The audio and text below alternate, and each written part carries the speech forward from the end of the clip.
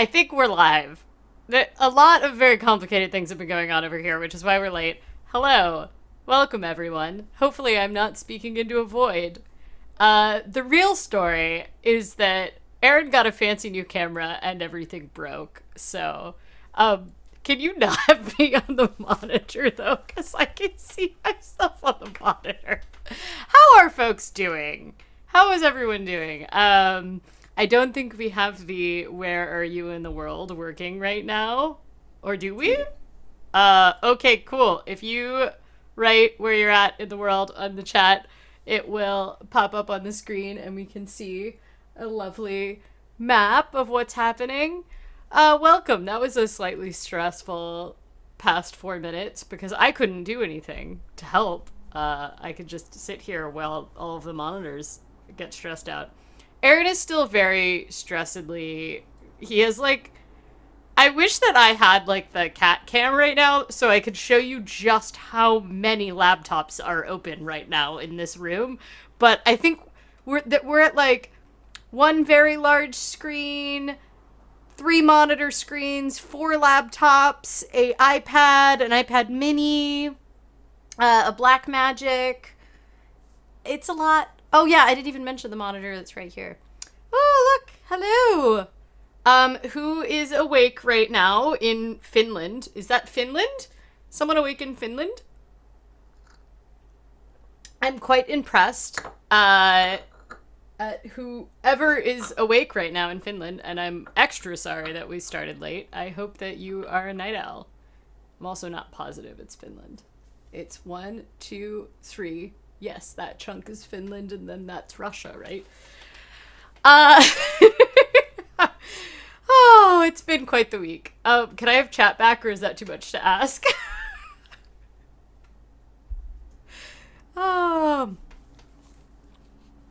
Maybe someone just wrote Finland, and it just thought that we were in Finland. Oh, Amanda is eating sugar, so she's great. That's great. This is the donut this week, which I have eaten in a live stream before. I also did not realize that I matched my shirt to the donut, but I will pretend now that that was entirely intentional. So this is the Dough Whip donut, which I've had before, and it has an actual straw in it. So I liked this one, and it's the last weekend for it. One of the new flavors has started, which is grape toast, which is gonna be very interesting. So, you cannot eat the straw attitude. I'm sorry to tell you. I do occasionally munch on paper when I am stressed out, so I could theoretically eat the straw, but, yeah, the folks at the donut shop said they could make an edible straw, but it would raise the cost of production for the donut so much more. So apparently, this is what I learned last time I had this, because I actually just like the flavor of this, but it's called Dough Whip because it's based on some sort of donut that one eats, or some sort of drink that one gets at Disney parks specifically.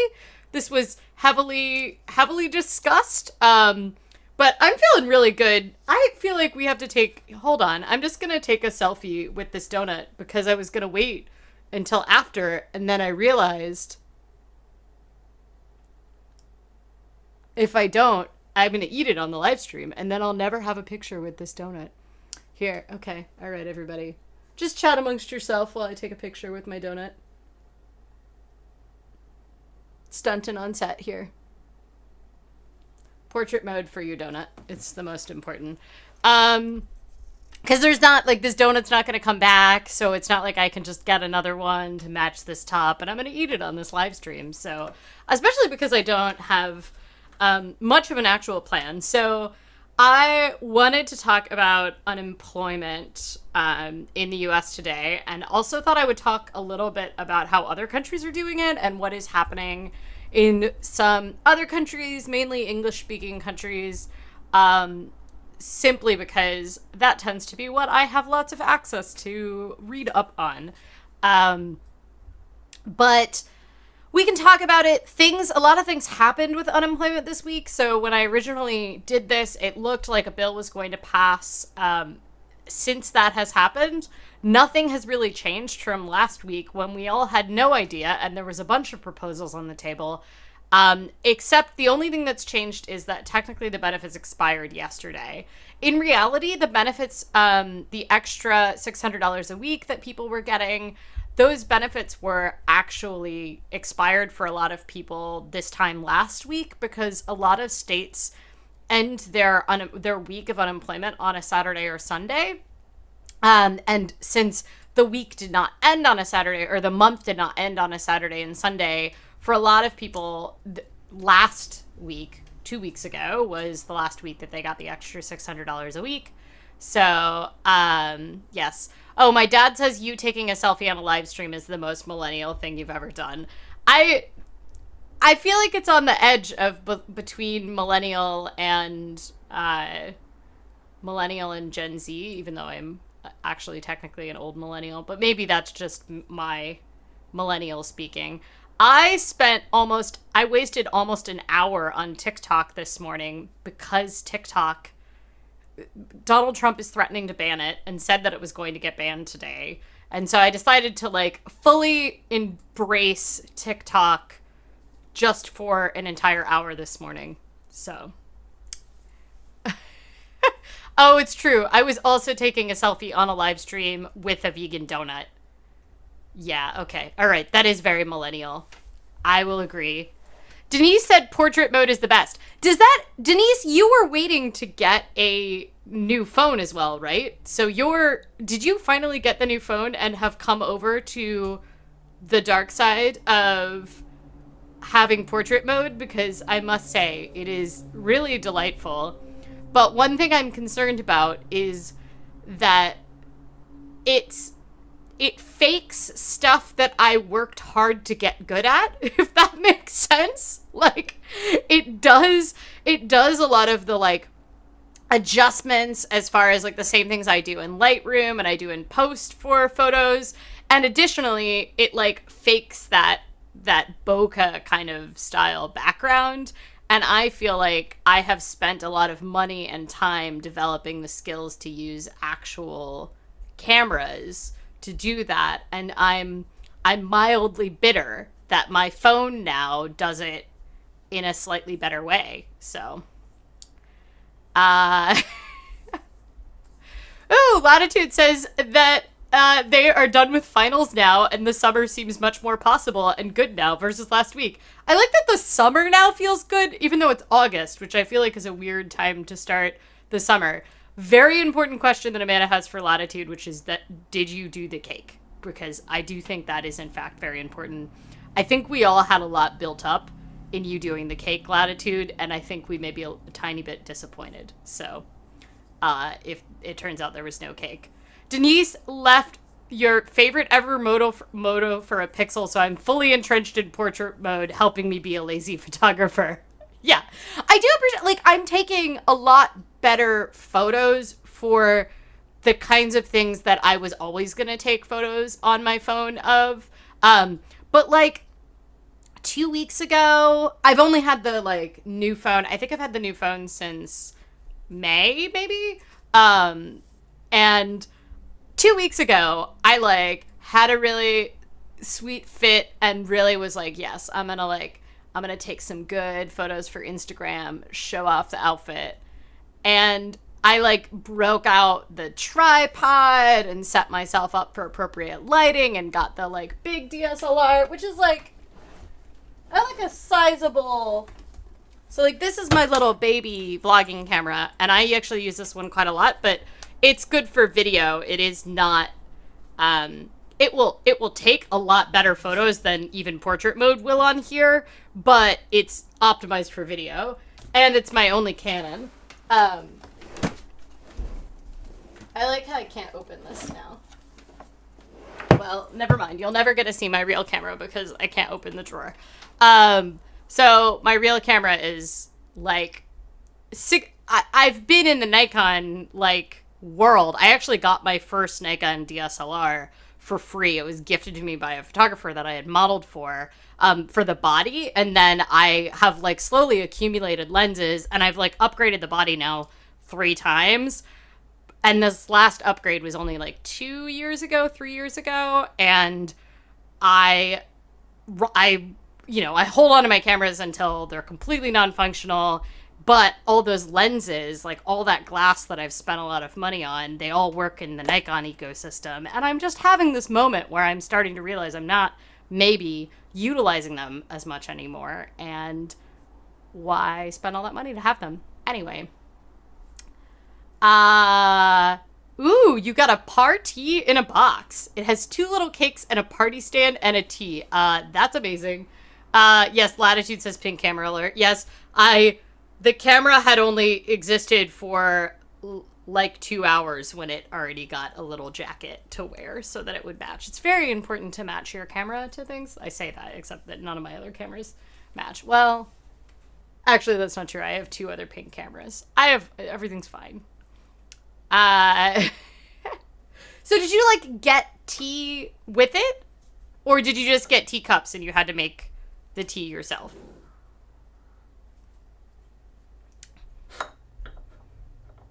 Instructions on how to make scones and cucumber sandwiches. I like that they need to send instructions for cucumber sandwiches, I feel like. But hopefully they're very fancy cucumber sandwiches. That sounds adorable, though. Congrats on end of term, Latitude. That's very exciting.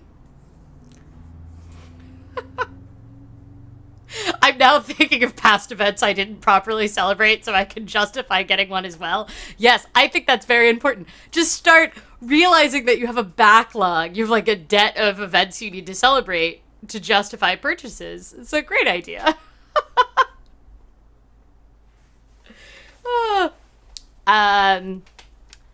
I'm really excited about the tea for Oh My Dollar, but we'll see when. I think it's going to be very end of August or beginning of September. I was thinking maybe the first day of Wizard School, which is September 1st. So we'll see if everything gets in line before then. You will probably see the special Oh My Dollar cups on a live stream before the release. We'll find out. It'll be very exciting. Anyway.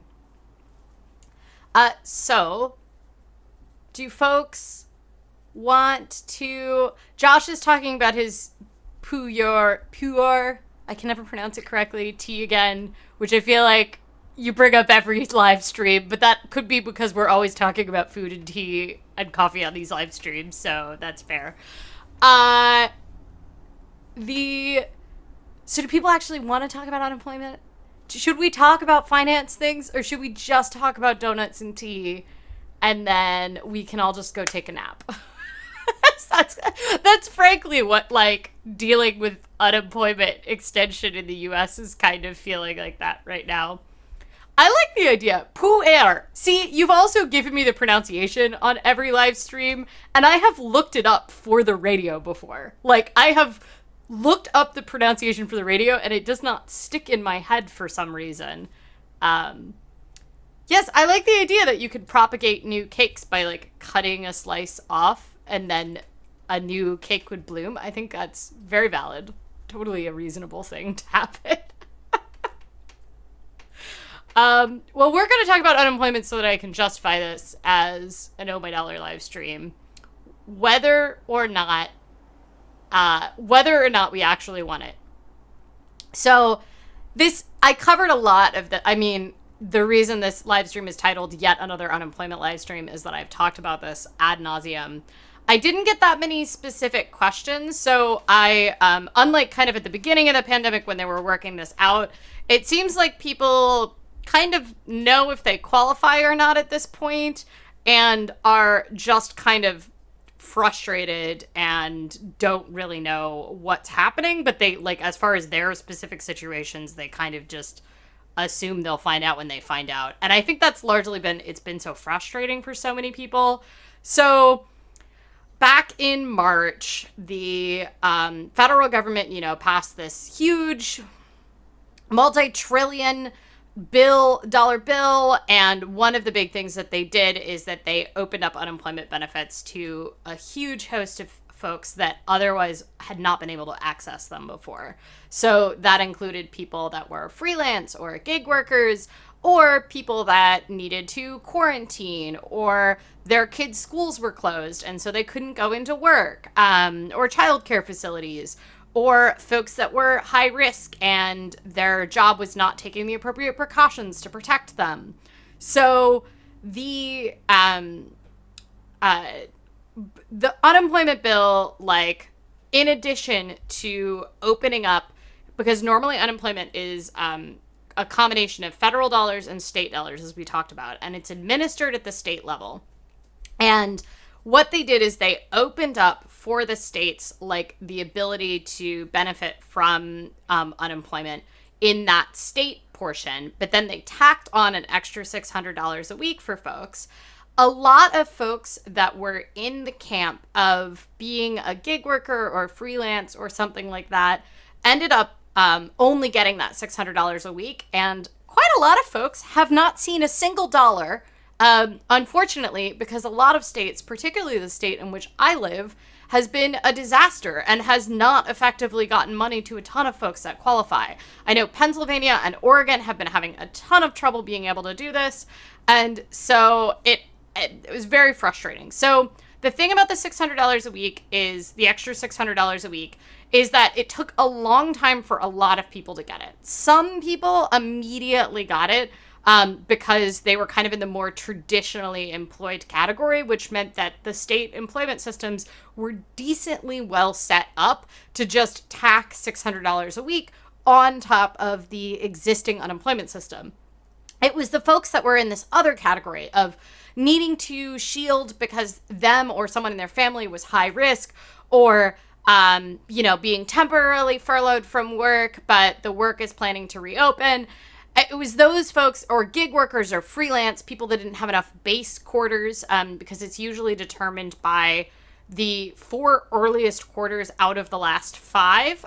So that would mean that if you applied, for example, on April 1st, it would be based on the previous 4 quarters of the past year. So if that makes some sense. Normally, unemployment, as we've talked about, if you're not making a lot of money, unemployment is set at a portion of your wages, and the minimum unemployment for most people is not enough to live on. And so that extra $600 a week was meant to make up the gap. It essentially took what the median person makes on unemployment, and then adding $600 a week made it equal the 100% replacement of wage. Some people were making more than that, which Republicans hated. So that extra $600 a week expired on July 31st. And like I mentioned, for a lot of people, it actually expired like the week prior. This is of the people that managed to have successful claims. It took weeks, even months, for a lot of people to actually get this through. Theoretically, they were owed back pay, but some people still haven't officially gotten through and actually gotten any checks. There are numerous people for which this was promised to them in March that have not seen a single dollar out of this unemployment plan, and it's already expired. There were some other components of the unemployment that have not expired. So when that extra $600 a week expired yesterday, there were a bunch of other things that happened in this bill, like the fact that you could qualify as a self-employed worker, or if your kid's childcare or school was closed, or if you're high risk and can't go into work. That category still remains through the end of the year. So theoretically, you can access state unemployment benefits if you're in those categories, even though they aren't traditionally in unemployment categories, through the end of the year. So that part didn't expire. The problem is, as I mentioned, normal unemployment isn't enough to live on. And then additionally, you have these group of people, like gig workers and self-employed people, that didn't pay into the unemployment system during their base quarters at all, because they don't work a traditional job that takes unemployment out. And for those folks, the $600 a week might have been the only thing they were getting. And the reason I say might have been is because it completely varies by state how this actually gets administered. So there are a lot of people for which this is making their unemployment amount evaporate. They also were not doing a lot of states were in such kind of panic mode that they essentially said that you can kind of not really have to apply. Normally you have to do a lot of proving that you're like applying to jobs and looking for work.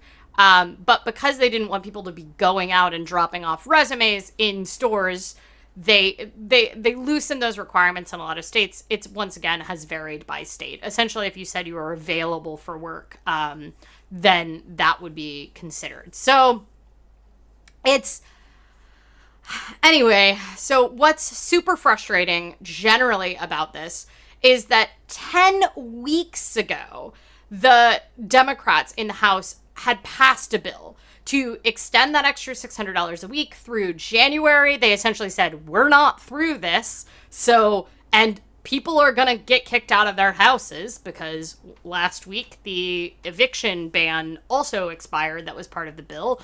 So all of that stuff is just like, all of this was like tied up in this bill, and the House Republicans, or the House Democrats, not the House Republicans, House Democrats 10 weeks ago came out with a bill.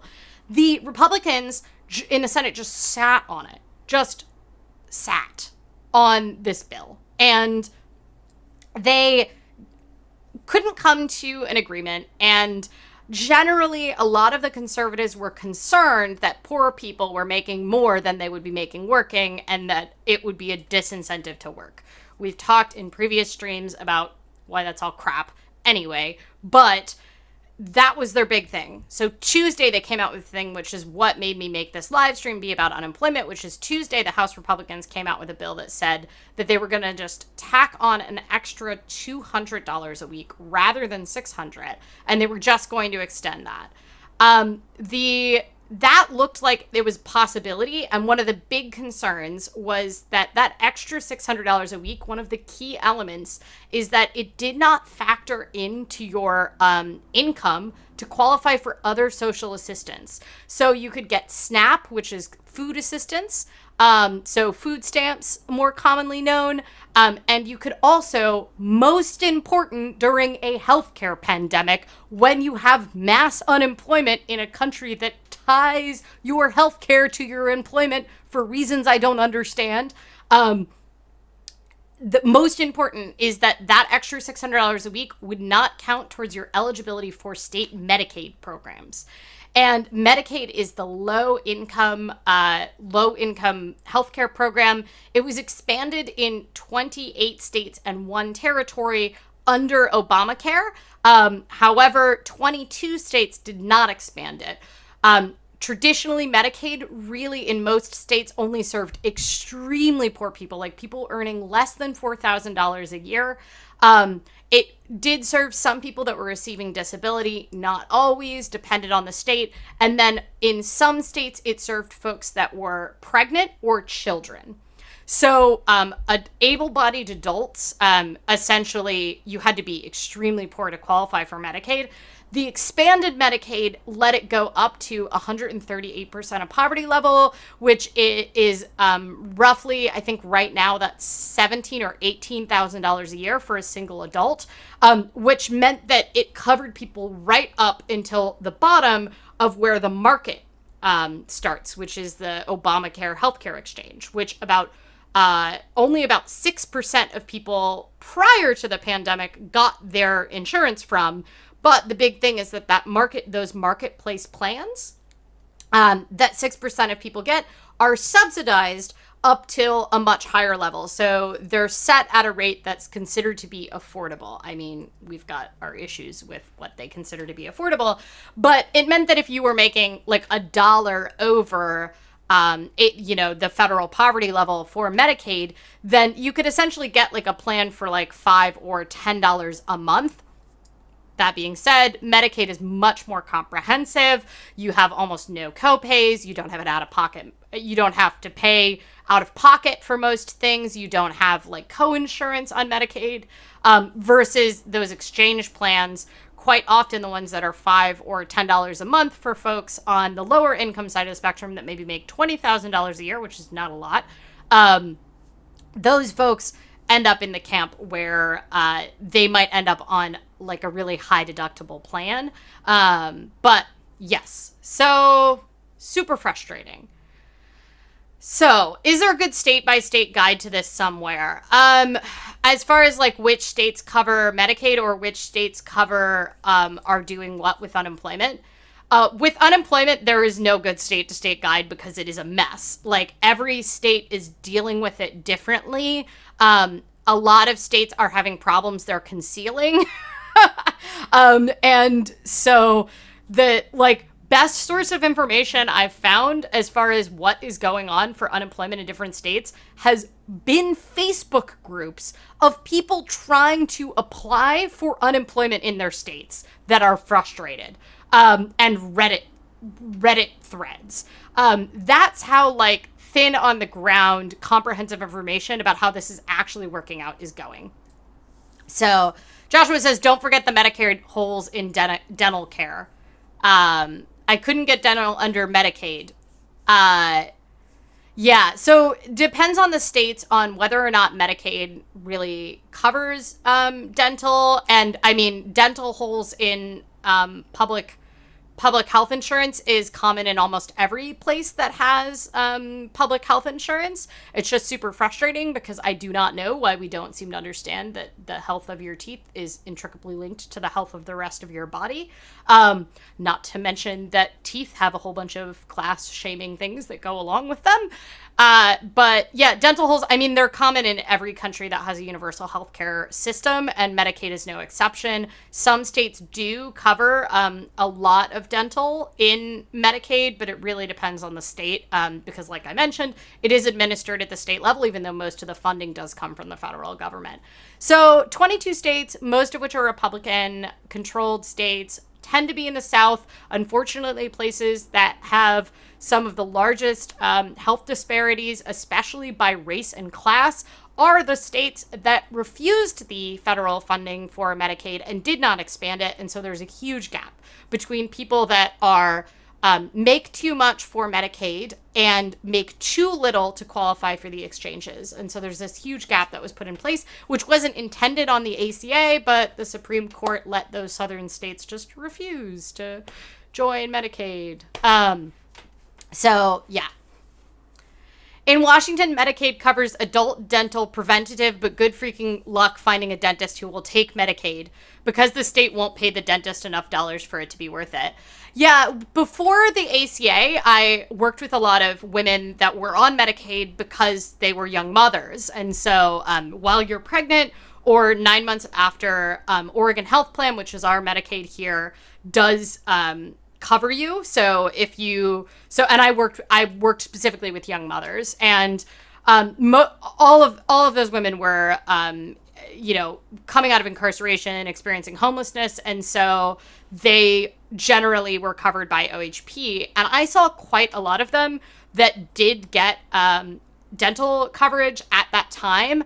And one of the things that was like, particularly relevant, which Ash might actually have really good insight into this because of Ash's job. But one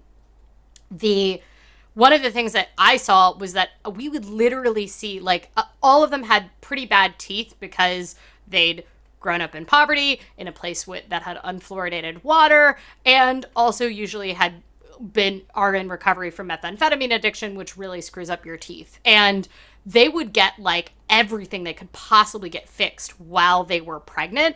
And Medicaid wouldn't cover dental procedures for them at a rate where most dentists were willing to engage unless they were actually like could make the argument that it could harm the health of the child. And so we knew the dentist to find that would essentially just go in and make the argument that like, these women need root canals because bad things could happen to their baby, which is like, once again, putting the health of a unborn child above the health of women.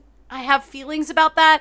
Anyway, but we would see those dentists like triple charge for the same tooth. And I think it was one of those things where I was happy they were getting care. So anyway, I'm getting very off track. And I do think a lot of that has changed under OHP, but like good luck getting anything beyond what they consider to be kind of basic preventative. And as Ash mentioned, like it is very hard to find a dentist that will cover. Yeah, I would also say that like one thing I've noticed is ability to find someone that's willing to accept Medicaid reimbursement rates for things seem largely to do with being in a part of town. Like if you are located in a census block that has a high number of people that are low income, you are more likely to find doctors in your area that are willing to take Medicaid. And it can be one of those things where if you move to the rich side of town, you can't find a single doctor that will take Medicaid. And then you move to the poor side of town and you can find doctors that really Medicaid is the only thing they take and they're not even set up for private insurance. So yeah, it's very frustrating. Anyway, yes, we're all just very frustrated by Medicaid. I'm sorry that this turned into a healthcare stream because that was like 100% not the point. But yes, to your question, there isn't really a good comprehensive state-by-state guide for, you can easily find the states that do and don't do Medicaid. I didn't take the Medicaid expansion. A couple states actually ended up opting in later. And there are some red states that did take the Medicaid expansion. A good example is Kentucky. And Kentucky had such a high rate of uninsured able-bodied adults. And they have had really good luck with, I believe it's called Kentucky Cares, is their version of Medicaid. And they're actually like held up as a success story as far as like changing life expectancy in their state and a lot of people getting deferred care. And the implementation has been decently good. One of the big things that Kentucky struggles with is particularly in the Appalachian part of the state that they have like a lot more issues with getting like primary care physicians within an accessible distance to folks.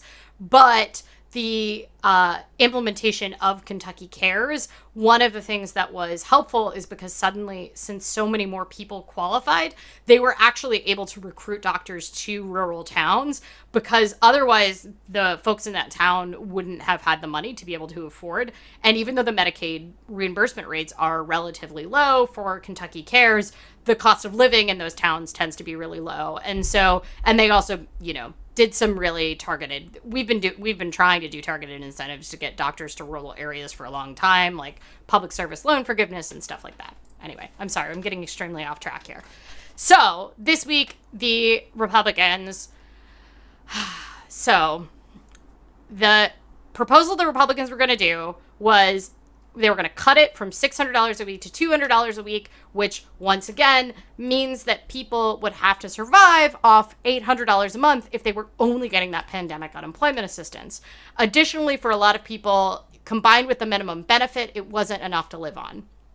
And because it didn't even match like a reasonable living wage or what people were necessarily earning if they were earning on the minimum side. So that was one of the really frustrating things. And I know it's very easy to be like, oh, I'm super frugal. Like, why can't these people just live on $800? But you have to realize these are folks that mostly were not expecting to lose their work. And their lifestyles are set at a rate relative to their old spending levels. And now suddenly they're unemployed. It's not like they're in a position to go out and seek other housing or whatever. Just like everyone right now, we're all in this just panic mode of trying to preserve what we have. So the Republican bill was going to do that extra $200 a week, and then it was going to switch to 70% of whatever the lost wages were in October. And then in October, that extra money that goes on top of the state employment benefit was going to start counting towards eligibility for Medicaid and SNAP.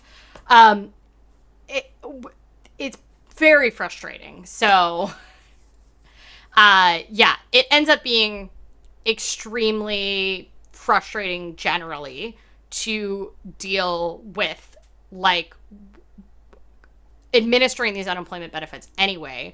But the state straight up wrote a letter, like the state unemployment systems wrote a letter to Congress saying, you cannot implement 70% the day after. It's going to take us months to be able to implement that. As previously mentioned, one of the big problems with this unemployment system is the whole thing's written in COBOL in the late 80s, early 90s. And simply switching everything to plus $600 to 0.7 is very complicated. And then one of the big things is that the extra $600 a week allowed them to not work on trying to verify income for people like self-employed people that are very hard to verify income for that weren't previously in it. So the things that are still intact. So the Democrats didn't want anything to do with the $200 bill. The White House tried to put forward a plan that they were going to do a 1-week short-term extension of just the unemployment benefits. And essentially, there was no interest in only doing that. The Republicans tried to come back to the Democrats and say, like, well, what if we just only focus on unemployment and then we, like, leave everything out? And the Democrats said, no, you need to have other things like support for state and local governments that have all these extra burdens put on them, because they essentially didn't want to pass multiple bills, given how hard it has been to pass any bills, considering their first one came out 10 weeks ago. This deadline, they created this deadline too. I think that's the most frustrating thing of watching this whole thing, is that this week, the Republicans are acting like this deadline snuck up on them, but they set everything to end on July 31st when they originally passed this bill in March. Like, everyone knew this was coming. So, anyway, it's super frustrating. Emily says, love it when technical debt leads to nightmarish hamstringing. I know. Isn't it, like, lovely that technical debt is now, like, what is literally contributing to the ability of the United States government to not create debt to take care of people right now? I find it all very funny. It's funny in a really sad way, but we have to laugh at something these days. So, yeah, it's all very frustrating. I will also say it's not entirely COBOL's fault. I think the technical systems have been getting blamed a lot. But one of the big things is, like, it's not even just like, oh, that they can't, like, go replace it to be times 0.7.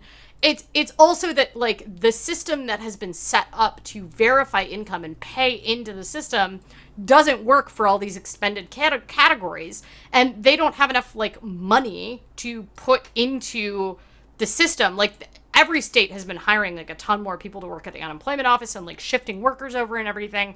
But the other thing is, like, they don't have the resources to go back and look at people's income from 2019 and, like, try to assemble together and put it in the system. It's, like, for most states, it's relatively cut and dry. It's that they take you pay into the unemployment system, and then they have these verified incomes that is part of what the employer submits.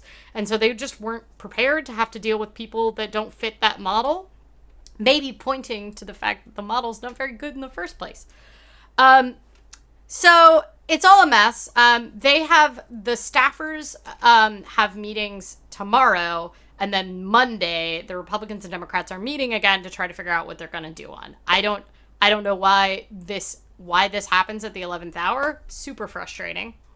So, Julie says, the systems are also built for a max of about 5% unemployment, not 20%. Yeah, that's a really good point. Like, I think in the past live streams, I've given infinite sympathy to the state unemployment systems. And right now, I think it's most important to focus all of our anger at the Congress people and none of the anger at the poor, overworked state unemployment systems that were never set up or prepared for this. So, yeah. Emily says, 100% our choice to not handle anything that, like, reflects the gig economy prior to now, sure, something. Yeah, I think that's also, like, very important to, like, recognize, is that it's not like we didn't know. Like, people knew a pandemic was going to happen again sometime. You can go back and look at, like, Elizabeth Warren when she was still running for president, RIP, had, like, said, like, we're due for a flu pandemic, and had, like, a plan for it, because she had a plan for everything back in December of last year. Like, The choice to not build our existing systems around self-employed and gig workers in the United States is a choice that we have left up to the states. And we are now realizing that that was dumb, because I will say that California has been trying to do a ton of work around the gig economy and everything. So you see a lot of these like progressive blue states that have been trying to do it at a state level. California is very lucky in that it has such a large economy. It would be the 5th largest economy in the world if it was its own country. And California has a lot of money and has very progressive leadership. And so it's easy for them to make these kind of choices that they do. The downside is that often what they make these choices and they end up setting precedents that ripple out to other states when other states' economies do not reflect the way that California's state is run. And so one of the things that we see is a state like Oregon that doesn't have a lot of money. We're mostly a pretty broke state. We're not bankrupt like Illinois, but Oregon doesn't have a lot of money. We don't have a lot of people.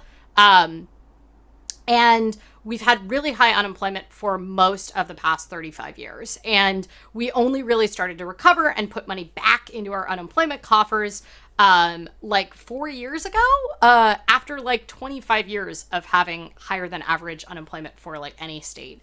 And Oregon tries to implement these policies. So one of the things that they did is Oregon 2 years ago notice as the economy was starting to turn around, they actually did like start to implement a opt-in system where you could like pay into the unemployment system as a self-employed person.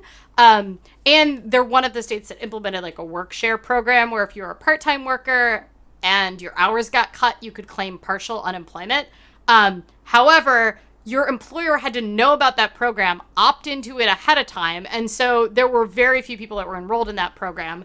And then also most people had no idea that you could opt in and pay into the unemployment insurance program as a self-employed person. And so it didn't really help us when we got to it all. So, anyway. Less avocado toast. Oh, yes. Clearly, we needed less avocado toast in Congress. I mean, we do actually technically have savings for 2 to 4 months of emergencies. The savings are stored in other governments' central banks around the world because they have U.S. cash reserves in the form of U.S. bonds because people want to have the world reserve economy. But I've talked about that on previous live streams as well. Let's eat a donut, and then I can talk a little bit about how this is different in other countries. I think one of the things to know is that support was generally better in most other countries, but in some countries I think it's kind of falsely reflecting some things. And additionally, other countries have done a better job of managing the coronavirus epidemic than us, and their choice to end benefits when they're ending benefits makes more sense than ours because we don't have any idea what we're doing in the U.S. All right, let's eat this donut. Look at this guy. Look at this guy. This is a good-looking donut, is it not? We're trying to get it to focus. Oh, yeah, this new camera doesn't have as good of... There we go. All right. Doo-doo-doo. So this is the dough whip. It tastes like some sort of thing that people supported. Also, there was cream on the top that ended up on my elbow, and I ate it already. It's really good.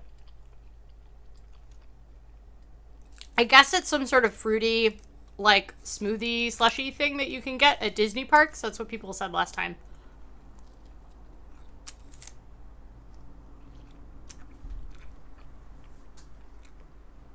Yes, it is delicious. Do I use the straw as a scoop for the cream? It's not lemon flavored, it's pineapple flavored. It's like I didn't think I was gonna like it. What is the difference between Dole pineapple and regular pineapple? Is that... I didn't forget a napkin again, Amanda. I just forget how to use one. I brought a napkin, though. I got it at the last minute before the stream.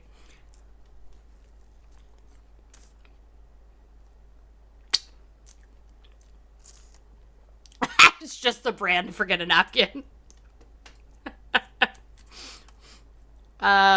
Yes, this donut is delicious. How should I review it?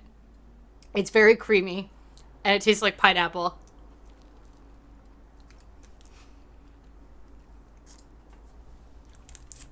I think last time I did this live stream, I had a piece of the cream on my nose, and no one said anything. And when I was later watching back to, like, do captions or timestamps or something, I didn't realize that I had a tiny white dot of cream for the last 20 minutes of the stream.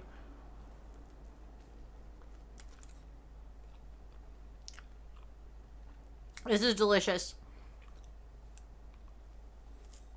Oh, Dole is just the brand of the pineapple. Oh, is that why it's called Dole Whip? But Dole makes, like... they don't make... I don't think we should give any fruit importer the benefit of saying they make. They brand and transport and sell pineapples, which are made by the pineapple trees. Trees? Yes.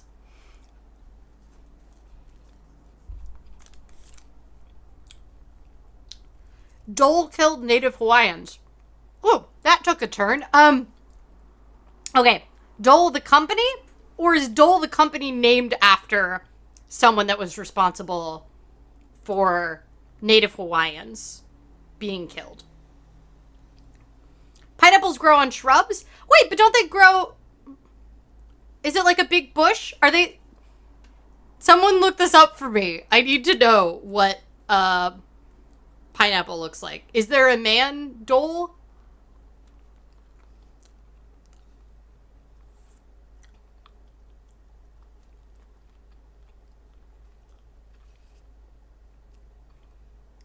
Yes, fruits should not be branded. Thank you for coming to my TED Talk. I agree, Latitude.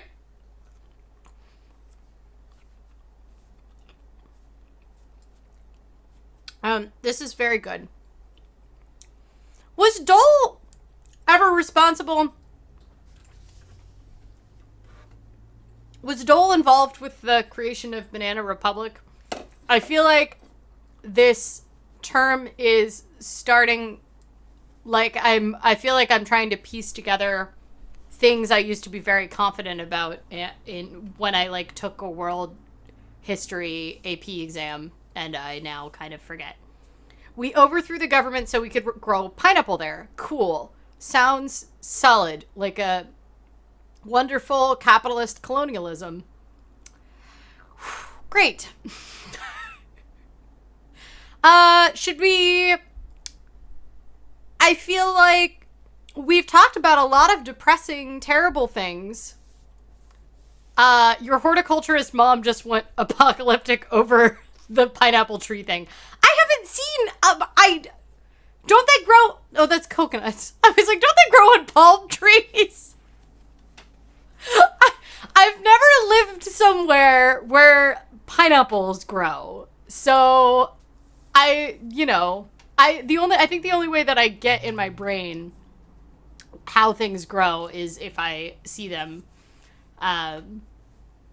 Recommend the Sarah Vowell book on it. Sarah Vowell wrote a book on banana republics and Native Hawaiians being killed for pineapples.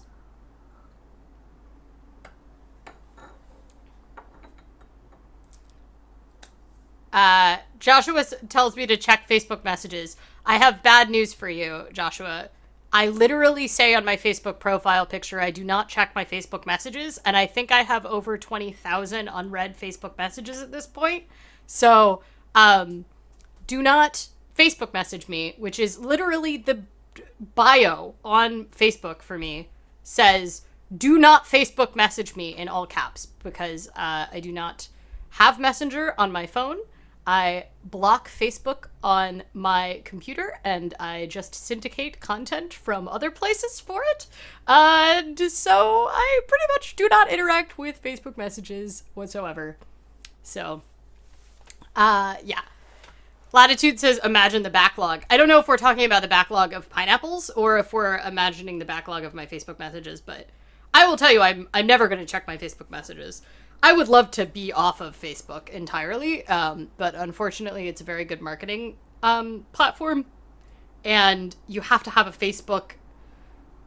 You have to have a Facebook account in order to do Facebook advertising. So, which is also Instagram advertising. So, because we don't hate Instagram, but we hate Facebook for reasons that are confusing since they are the same company. But Dole also had bananas in Nicaragua, if I remember right. Yeah, I definitely remember the bananas in Nicaragua thing because Banana Republic, because economics major. But I feel like I'm extremely missing my native Hawaiian knowledge. So, also, I haven't been to only 3 states, and one of those states is Hawaii. So, Latitude says, I like being advertised to on Instagram, but find it irritating on Facebook. I 100% get that. I also feel that way. Unfortunately, it all is managed within the Facebook Ads Manager, which is terrible and like terrifying what it knows about you. All this like fear where people want to shut down TikTok. I'm like, if you only knew how granularly you are targeted using Facebook data. I feel like, the fear over China having data in TikTok, I'm like, they got it. They got it already. Okay. The cover has a picture that proves the above shrub related points. I will go look up a picture of how pineapples grow after this live stream, just because I feel like people really feel like this is something I should have known already. Maybe if I had been to Hawaii, if anybody wants to grant me a trip to Hawaii so that I can learn how pineapples are grown, feel free to do that. And then I will know. Wow, this really turned into a very, the detailed data in the back end of Facebook ads is terrifying. I like how Dean has been completely quiet during this entire live stream and just dropped in to say that. Yeah, Joshua says, send me an email address. Joshua, my email address is easy to find everywhere online. It is literally my location in my Twitter profile. Also, I say it on every show. It's questions@ohmydollar.com.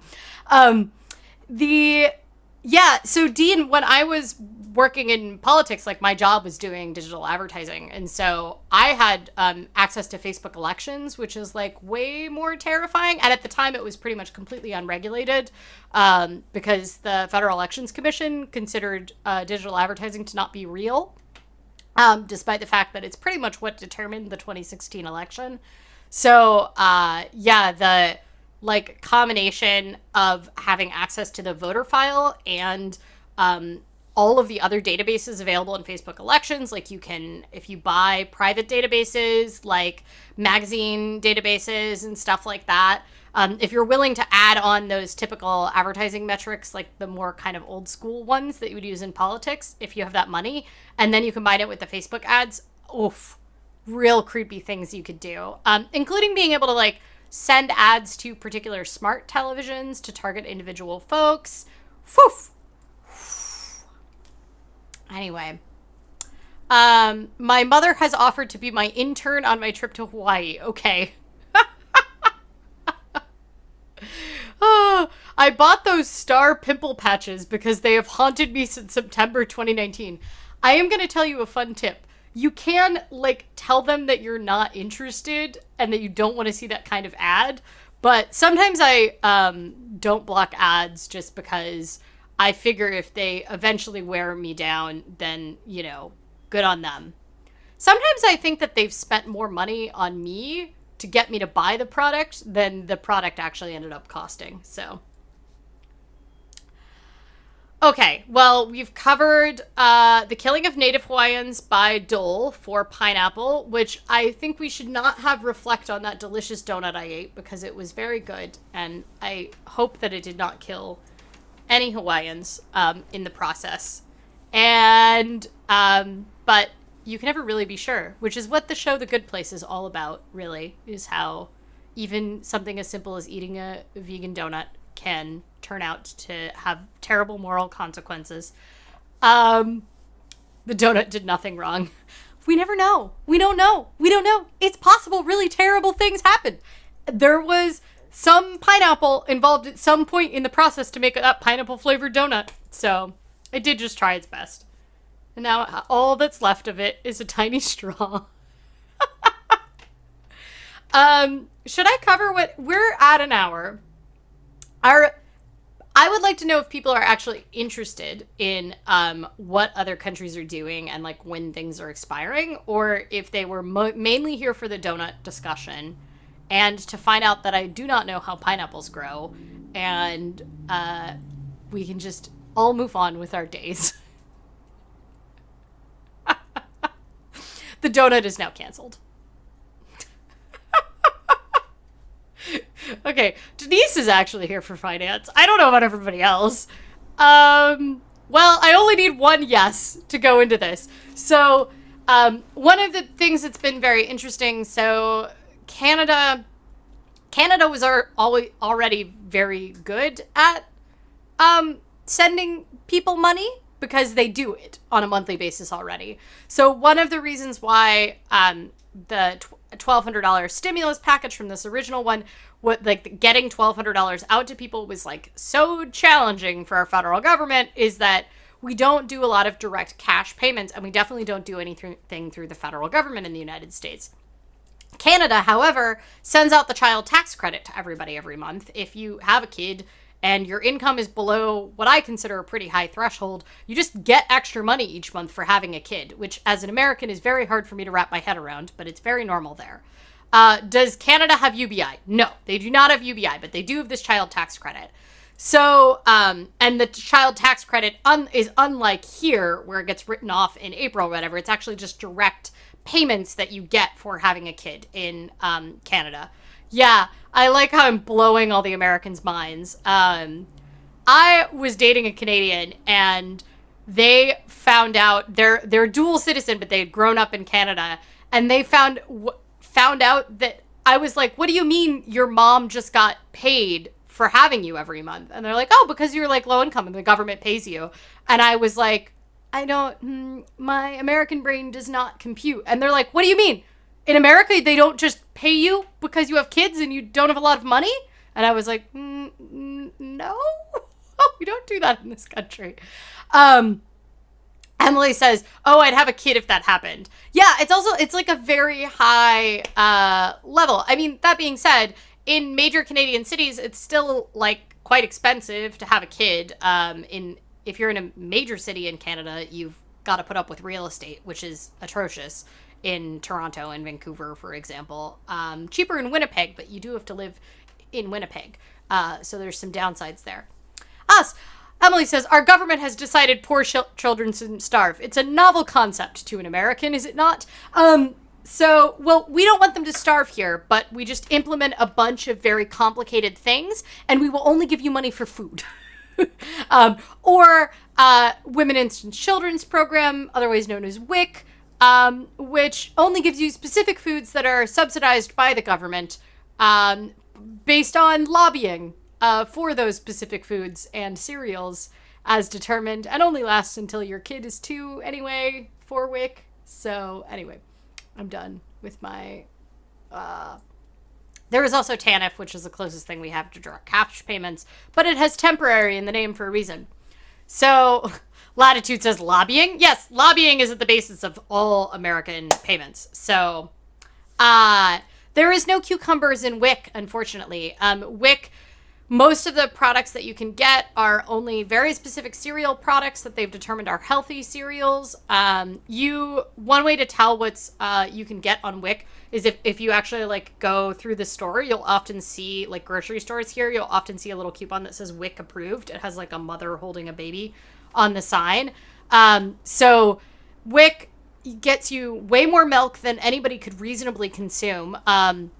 If you have like a 6-year-old child on Wick, you might very well end up getting like 3 gallons of milk a week that's supposed to be like supplemental milk, which is, everybody I knew that got it would be like, yeah, one goes to the babysitter's house, one goes to daycare, one goes to our house. So a lot of lobbying on the part of the dairy industry. You can't get any organics on Wick. And then there's specific things that they've lobbied based on what they have decided is the best like thing for people at certain like stages. So you'll get frozen peas, but only up to like a certain number of months. And when a woman is pregnant and on Wick, she'll get bananas, but then the bananas go away after that because potassium is good. And you get different things if you're breastfeeding versus if you're on formula. Wick is extremely helpful for people paying for formula because formula is so expensive. So it is a necessary support system, but the way we've implemented it is bananas. No pun intended. Anyway. Yeah. Claire says, I bet my kid could drink 3 gallons of milk a week if we let him. Yes, but here's the thing. The health outcomes for a 2-year-old drinking 3 gallons of milk a week are usually not great. So, super frustrating. And if your kid is, like, allergic to milk, you can't, like, request a plant-based milk or something like that. So, it's great. It's a real good system. Anyway, because, poor kids don't have food allergies. It's great. It's a good system. Why did we end up ranting about Wick? Okay, anyway, so what Canada ended up doing was that they extended their unemployment system, as well as their emergency unemployment system, and they like opened it as well, similar to ours. So they didn't do as many like direct cash payments to all Canadians, like they didn't do UBI or anything like that. But essentially they made it so that everybody could get, if they were unemployed or kind of the same things that happen in America, they could just get $500 a week. So everybody was getting $2,000 a month. They also extended the total number of weeks. So normally, like, Canadian unemployment only lasts like 8 weeks, but they extended it to 24 weeks, and that goes through October. And then you can apply retroactively for those benefits for lost income all the way through December of this year. They may push something through to extend. They have very low case numbers compared to us and functionally are a lot more reopened. The big thing is if they reopen the border to the U.S., their case numbers are probably going to dive up, which all the Canadians will tell you. So what happened, closer to what happened, this is probably, Australia and Britain did very similar things, which they essentially offered to pay 80% of workers' salaries to have them be furloughed rather than unemployed. So for companies that had to shut down operations like retail stores and restaurants and everything, they essentially said, keep your employees on, but we will pay 80% of their wages, which is kind of what we try to do in the US with the payroll protection loans. But like what ended up happening is it meant that the unemployment benefits being kind of muddled with it. What they did is everybody had to enroll in these unemployment programs, and then people's businesses' PPP loans came through, but they weren't ready to reopen. So they were like hiring people to do things that weren't really their jobs. So, like, our system didn't work great, but it was supposed to functionally do the same thing as the UK system. Those extra benefits are starting to expire. They're officially totally expired in October. One of the big concerns is their unemployment rate has not jumped very much. So our unemployment rate here is at almost 20%, depending on who's defining which metrics. And it's, we were at record low unemployment before the pandemic in the United States. It was literally the best job market for folks that were looking for jobs that we had had in 20 years. And now we're at record high unemployment, and the UK has not done that, but everybody's saying that's kind of fictional because those workers that are furloughed that the governments were paying their salaries were not being counted. And there are quite a lot of workers that are in that category. I think it's 7.8 million that are essentially these kind of fake furloughed. The UK is like reopening a lot more, but it looks like as of this week that they are starting to have a second wave. They did not manage the pandemic nearly as well as Canada or Australia. Australia kind of did something close to us, but it was like a combination of payroll protection loans and extended unemployment benefits. They haven't really had to worry about it as much simply because they have a lot more stuff that's administered on kind of state levels more functionally. And because of that, they ended up in this position where they were able to do holidays from childcare payments and stuff like that, because a lot of that is already kind of subsidized by the federal government.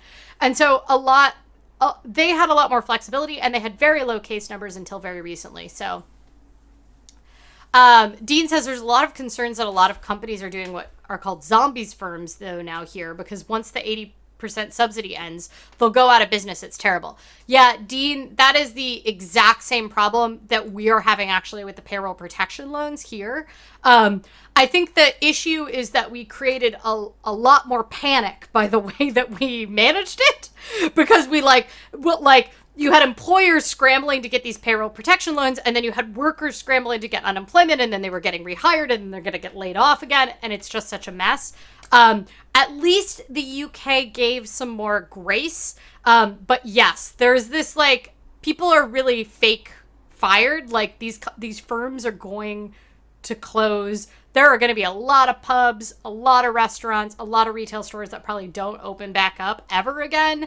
And I think there's definitely a very real concern about that. And also kind of the way they did it is a little bit cooking the books, because the official unemployment rate in the UK only went up 2.2% between July and March, which is mind-boggling. And that is compared to almost any country. And that is because you have these fake furloughed employees. So yeah, I think it's a really big concern. I will say that the UK, I think the biggest place where they really fell down on this, I mean, I think the UK response was bungled almost as poorly as the US. They were very busy trying to leave the EU during all of this. They just weren't prepared to have to worry about this year. But I think one of the really big things is that they really screwed over self-employed workers and gig workers. So, the UK has long been this very entrepreneurship-friendly environment, similar to the US, where we consider it roughly entrepreneurship-friendly. But gig workers, so mini cab drivers and Uber drivers that are their own business people, had never been paying into the system. And so were never able to get any of these benefits or be on the dole in the UK, and also didn't have access to this 80% subsidy because they weren't large enough firms. And the leaving gig workers and self-employed people out is I think has been the really big issue with the UK. I will also say that the UK, despite having NHS and having a functional system, healthcare system compared to the US, you can criticize the NHS all you want, but it has its key flaws, but it is a functional system compared to the travesty that we have here in this country. The NHS did not necessarily do a great job at pandemic response, but I think one of the reasons that not being an expert on how disease spreads, it does seem like there were more economic incentives for people to expose themselves and work because of how poorly they administered self-employed benefits. So I think there was a lot of people that were trying to get considered. Yeah. Dean says the NHS tried. The Conservatives tied their hands. Yeah, I mean, we could just hate on Tories if we want. I'm trying to get let into the UK next year, though, so, like, maybe I shouldn't talk crap about your government. Dean, I am very sorry that you're in that category. Are you someone that, like, is able to work from home and like saw income drop or anything? Yeah, let's all just talk crap about the Tories. I don't know. I want to make sure that the UK lets me in, so I think maybe talking about the people in power right now is a bad idea. Kind of in power. Half in power. So, we'll see how it goes. I mean, did you really think that they could manage a global pandemic well when they can't, like, effectively exit the EU? Despite having, like, 4 or 5 years to plan on it, and they just spent all their time fighting about it and trying to, Huh. Dean says, I am and setting up a business right now, so I don't have 2 years of profits to report, therefore no monies. Yeah, that was one of the really frustrating things for a lot of people here, too. Your tax system is, like, once again, also not quite as nuts as ours here. But one of the big things here was that even if you did have 2 years of, like, profits to report, the, like, super frustrating thing for a lot of people, if you're, like, self-employed, you usually take a lot of deductions. And for a lot of people, they're, you know, for example, like, I earned over 35K gross in my business last year. And on paper, I earned less than $8,000. And that's because I took business deductions, all legal, including the cost of my outrageously expensive health insurance here in the US, which is fully tax deductible if you're self-employed. And a lot of people ended up in the situation where their on-paper income made it look like their profits were really low. So their ability to get a payroll protection loan or their ability to qualify for more than the minimum amount for unemployment, even with the extended unemployment benefits. So, yeah. I mean, the UK has a lot of the same problems as the US, which is that in different ways, in very different ways, there's a lot more shouting in your chambers. But one of the big problems is that they have been dismantling the social safety net for a long time and dividing it up away from giving people cash assistance. So, you know, it's been done through council tax abatements and doing council flats and doing, like very specific types of assistance rather than direct cash payments. And generally their kind of ability to, the dividing up of the social safety net that happened particularly under Thatcher, it really echoes a lot of what's been happening in the United States. And that's part of the reason that both countries have fallen apart. Big notable thing is that nobody in your country goes bankrupt from lack of access to medical care. So there's that. Anyway. Dean says, John was encouraging Dean to lie, and Dean says that he's not a Tory, so he can't get away with it. Okay, I feel like we've been on a very long live stream where we've talked about politics in several countries and probably made me many enemies who will influence my ability to get a tier 4 visa to the UK. So now is a perfect time to end this stream. Before we go, I would love to hear what folks are most excited about this week. Something uplifting. What are you excited happening about in the next week? Dean says, I hope not. I mean, you do have freedom of speech to some extent in your country, so hopefully it won't get me kicked out. We'll see. If I'm in a race for this EU passport, and if I get this EU passport, I may have to fly to the UK before the end of the year so I can get pre-settled status before the Brexit immigration change. But I don't know if that's going to happen or not. So also, like, will Europe even let me in? So, Latitude is on vacation and going to clean their room, which I feel like is excellent. Cleaning your room is very satisfying when you're doing it for like the fresh start reset, I feel like. Claire has sourdough bread doing a cold overnight proof, and you're going to bake it in the morning. Claire, relatedly, if you have TikTok on your phone, you should look up the Mi Pan trend. It is a Russian song, but everybody took it to mean pan like bread, even though it's actually a cereal in Russia, and it is a big trend going around right now, and it's people doing various things with bread, and it is very funny. Emily is going to live blog a terrible secret themed movie for your newsletter. Yes! I think I'm on your newsletter, but I need to fix that if I am not. That's fabulous. Claire says, I do not have TikTok, but I do like bread. I mean, TikTok might be disappearing today, so it might be time to download it and just, like, look up the Mi Pan. You could probably find Mi Pan, like, on other places. You can view TikTok, but you can't, like, browse it on a regular web browser.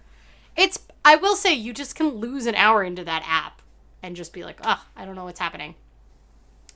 Joshua is enjoying a nice beer and the capsule return. Oh, yes, the capsule return is coming. I forgot about that. There's a secret themed movie that stars Katie Holmes. Is it it's not the Bling Ring, is it? Does that have Katie Holmes in it? That has Emma Watson in it. I know that. Oh, yes, Budget Bites is very good for bread making recipes.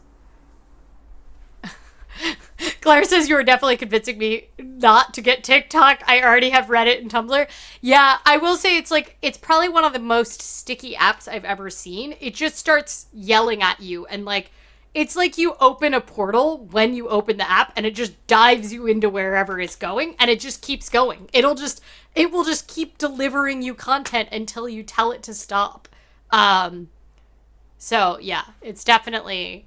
I feel like it's way more of a deep dive than Tumblr, because Tumblr like doesn't deliver you content until you say you want that content, and TikTok is just like, whoa, the algorithm has figured out what you want. So, Dean has to find a new place to live in a global pandemic. Whew, that sounds super frustrating and terrible. We are gonna be moving in January probably, and I feel like I haven't been able to figure out if that's still going to be pandemic time, but seems like it will be. Emily says it's literally called The Secret, I think. Oh, it just released. It's a new one. Very fancy.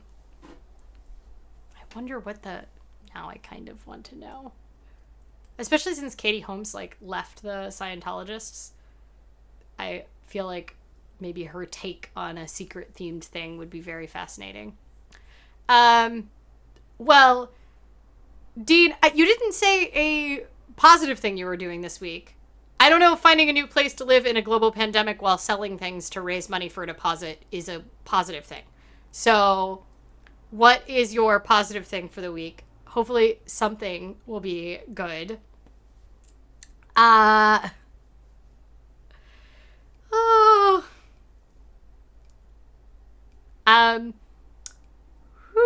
I made my parents record NASA video on their Betamax. You're really identifying yourself of a certain era right there in that. Okay. This has been far too long. Dean's positive thing is get better at Apex Legend in your 5 minutes of downtime. I love that. Editing podcasts too is like fun because you've created things. I don't enjoy the act of editing podcasts, but I enjoy the act of having it done most of the time. Oh, and Latitude is going to make cucumber sandwich for your party by yourself for celebrating school, all of which sounds excellent. And then Denise has a 4-day weekend, which is really rad. All right. Well, I hope that you all have good weeks and you have strength for the things that you need to have strength for, and you stay hydrated and enjoy your sandwiches and your bread and your tiny cakes. And wash your hands, wear a mask when you go outside, and stay safe. And I will see you here next week, same time. Bye.